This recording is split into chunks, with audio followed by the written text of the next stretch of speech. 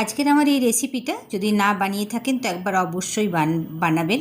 খুবই ছোট্টখাটো রেসিপি কিন্তু খেতে দুর্দান্ত হয়। তো আজকে আমি চাটনি বানিয়েছি। চাটনি বানাবার জন্য নিয়েছি কয়েক কোয়া রসুন, 3টে বড় বড় টমেটো কেটে নিয়েছি দুভাগ করে, নিয়েছি আমি একটা পেঁয়াজ যেটাকে মোটা মোটা লম্বা লম্বা করে কেটে নিয়েছি, আর নিয়েছি 3টে কাঁচা লঙ্কা, আর টমেটোগুলোর মাথা শক্তগুলো কেটে নিয়েছি। এবারে কড়াইয়ে একটু তেল দিয়ে সমস্তগুলো দিয়ে দিলাম। একটুখানি এটাকে ভালো করে ভেজে নিয়ে ঢেকে ঢেকে ভাজবো যতক্ষণ না খুব ভালোভাবে নরম হয়ে যায়। তো ঢাকা দিয়ে দিয়ে ভাজা হয়ে গেল। এইবারে দেখুন ঢাকা খুলে দেখিয়ে দিচ্ছি, ভাজা হয়ে গেছে, সমস্তগুলো ভালোভাবেই নরম হয়ে গেছে।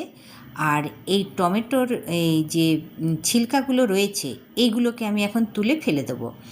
তাতে কি হবে না, চাটনিটা বেশ একদম স্মুথ পেশা হবে।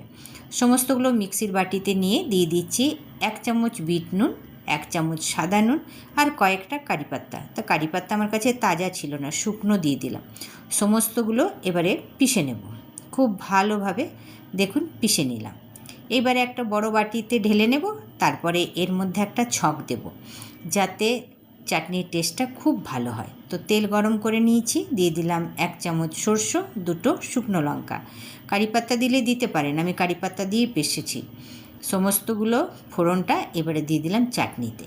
দুর্দান্ত স্বাদ হয় এই চাটনির, আর ঘরে থাকা সামান্য কিছু জিনিস দিয়েই এটা বানানো হয়।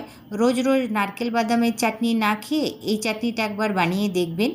এটা ইডলি, ধোসা, বড়া যে কোনো স্ন্যাক্সের সাথে এটা খাওয়া যায়, যেগুলো চাটনির সাথে স্ন্যাক্সগুলো খাওয়া যায়।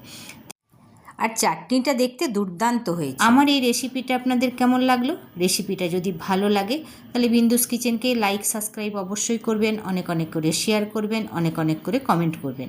আর যেটা আমি সকালে জলখাবারে বানিয়েছি সুজির ইডলির সাথে। তো সুজির ইডলিটা বানিয়েছিলাম খুব ভালোভাবে ফোড়ন টোড়ন দিয়ে, বেশ মটরশুঁটি দিয়ে বানিয়েছিলাম, খেতে দুর্দান্ত হয়েছিল। আর উপর থেকে চাটনি দিয়ে যখন খেলাম দুর্দান্ত স্বাদ। অবশ্যই একবার বানিয়ে দেখবেন, আর বানালে কেমন হয়েছে কমেন্টে অবশ্যই জানাবেন।